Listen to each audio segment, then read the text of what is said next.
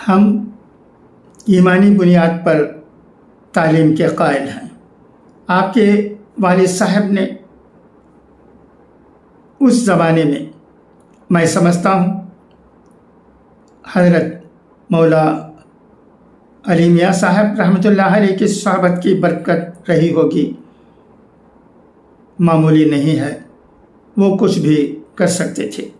انہوں نے دینی تعلیم اور دینی بیس کی بنیاد پر اسکول کی بنیاد رکھی۔ میں عدنان صاحب سے بھی کہوں گا، آپ لکھ کے رکھیے تختی پر، ہمارے یہاں کو ایجوکیشن قیامت تک نہیں ہوگا۔ جس دن اس طرح کی بات آئے گی ہم تالا لگا دیں گے۔ ہم صرف تعلیم کے قائل نہیں ہیں، ہم ایمانی بنیاد پر تعلیم کے قائل ہیں۔ ہمارے جد امجد اس کو اسلامی بنیاد پر قائم کیا اور قیامت تک یہی رہے گا۔ ہمارے زمانے تک رہنا کافی نہیں، ہمارے بعد کے لیے ہم کو ہی انتظام کرنا ہے، یہ بنیادیں باقی رہیں، ورنہ خدا نخواستہ کوئی بات ہو جائے گی، قبر میں یہی چیز ہمارے لیے اللہ کے غضب کا ذریعہ بنے گی۔ فیصلہ کر لیجیے، بچوں کو بچے نہ پڑھائیں، یہ مصیبت ہے۔ ایجوکیشن نہیں ہے، 8ویں میں 9ویں میں اور 10ویں میں لڑکیوں کو لڑکے پڑھا رہے ہیں، اس کی عمر 16 سال ہے، پڑھانے والے کی عمر 18 سال ہے۔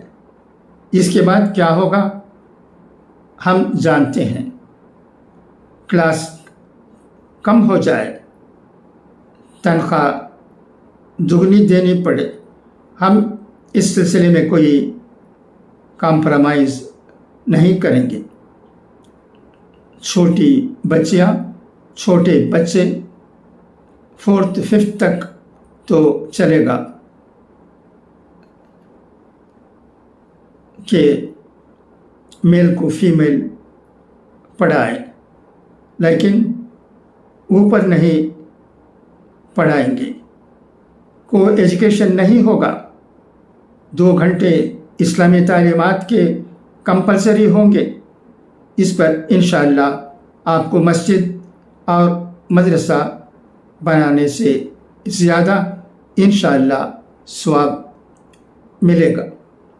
دل سے دعائیں نکل رہی ہیں ٹی عبدالواحد صاحب رحمۃ اللہ علیہ کے لیے، ان کے فرزند کے لیے اور پورے خانوادے کے لیے۔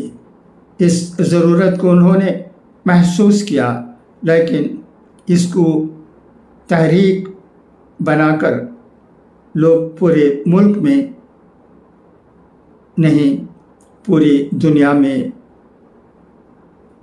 فکریں نہیں کریں گے، اس وقت تک الحاد اور ارتداد کو روک نہیں پائیں گے۔ ایمان بچانے کی محنت اور فکر کریں۔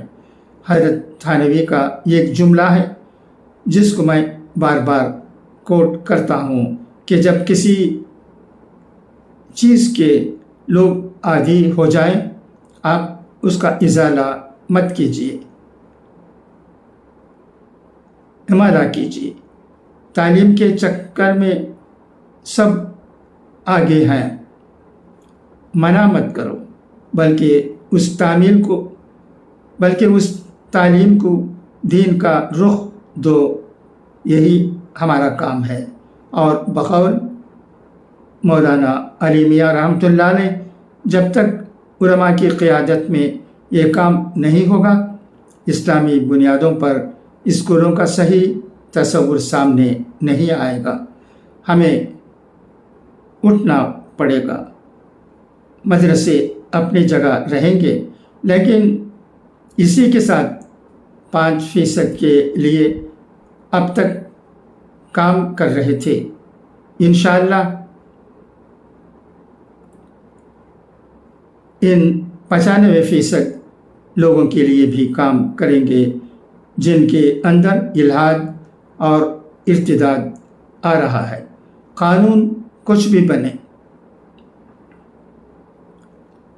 وَمَكَرُوا وَمَكَرَ اللَّهُ وَاللَّهُ خَيْرُ الْمَاكِرِينَ۔ اللہ کی شان غالب آئے گی کہ یہ قوانین جو ہم کو دبانے کے لیے ہیں انشاءاللہ سر اٹھا کر چلنے کے لیے ذریعہ بنیں گے، بلکہ پہلے سے زیادہ ایمان کے اور مضبوطی کا ذریعہ بنیں گے، جیسا کہ کہا گیا کہ ہم سب ارادہ کریں کہ انشاءاللہ ہم دوسروں کی فکر کریں گے، اللہ میری اور آپ کی فکر کرے گا۔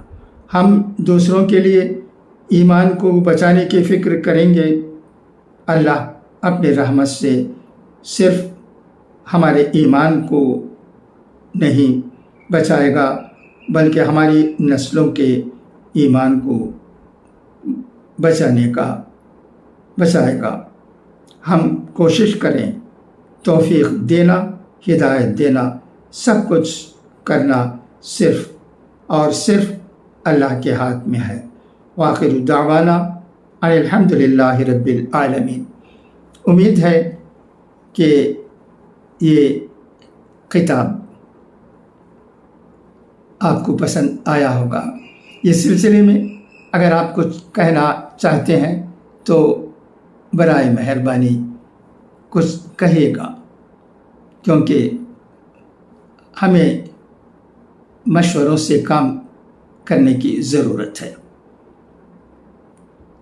اگر آپ کے دل میں کچھ سوال پیدا ہوتے ہیں اور ان کے جوابات چاہتے ہیں تو انشاءاللہ ہم علماء کرام سے ان کے جوابات حاصل کرنے کی کوشش کریں گے اور آپ کو پیش کریں گے۔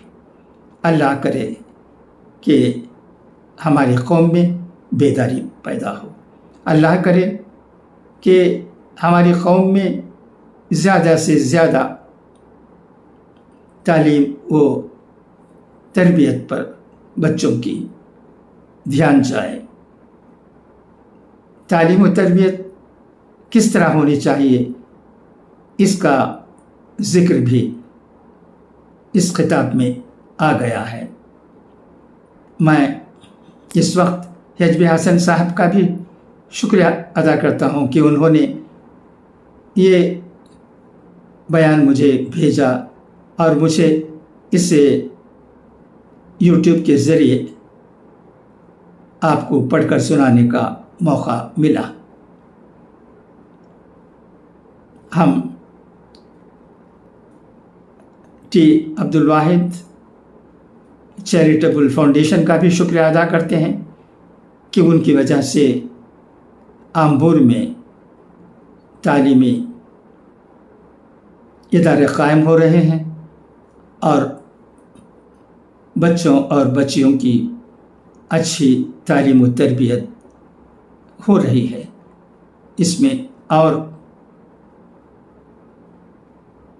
اضافہ ہوگا انشاءاللہ۔ اچھا، تو اب اجازت، انشاءاللہ پھر ملاقات ہوگی۔ تب تک کے لیے آپ کا یہ بھائی ویم خلیل الرحمن اجازت چاہتا ہے۔ خدا حافظ، فی امان اللہ۔